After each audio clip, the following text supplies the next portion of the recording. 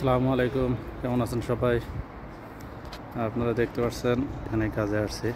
এখান থেকে মসজিদুল হারামের ক্লক টাওয়ার দেখা যাচ্ছে। আমরা যতই চেষ্টা করি শয়তানের এরিয়ার কাজ তাড়াতাড়ি শেষ করতে, কিন্তু শেষ হচ্ছে না। এই যে জামারাতে আছি, কালকে আসছিলাম কিন্তু কাজ শেষ করতে পারি নাই, এখনো কাজ চলতেছে। এটা হচ্ছে জামারাতের আউটার লাইন, এক্সিট লাইন।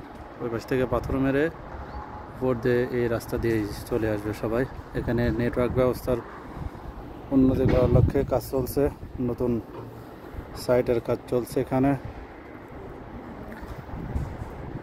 নিচে দেখতে পাচ্ছেন তাঁবু, হাজার হাজার তাঁবু আছে এখানে হাজিদের জন্য।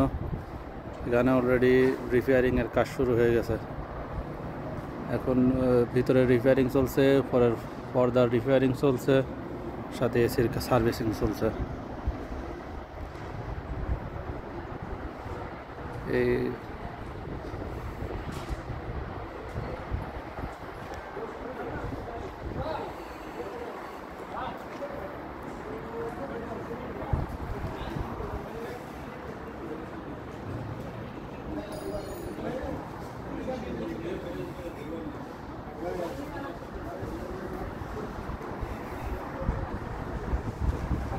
এখানে যে পরিমাণ কাজ চলছে, আর এই কাজগুলো এতটাই ব্যয়বহুল যার পুরোটাই প্রভাব পড়ে হাজিদের উপর। আমরা অনেকে মনে করি হাজিদের কাছ থেকে সৌদি সরকার কেন এত টাকা বেশি নেয়, এত বেশি ফি নেয় কেন?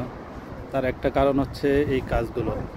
এখানে যে তাঁবুগুলো চলছে সবই হচ্ছে হাজিদের জন্য এবং প্রচণ্ড ব্যয়বহুল। এখানে যারা কাজ করছে তাদের যে বেতন এবং কাজের যে পারিশ্রমিক যে রেট, তাতে সবটাই হাজিদের উপর চলে যায়, যার কারণে আসলে সরকারের রেটগুলো অনেক বেশি পড়ে যায়। এভাবে করবেন, লাইক করবেন, কমেন্ট করবেন, আর অবশ্যই পাশে থাকবেন। কেমন আছেন জানাবেন। আল্লাহ হাফেজ।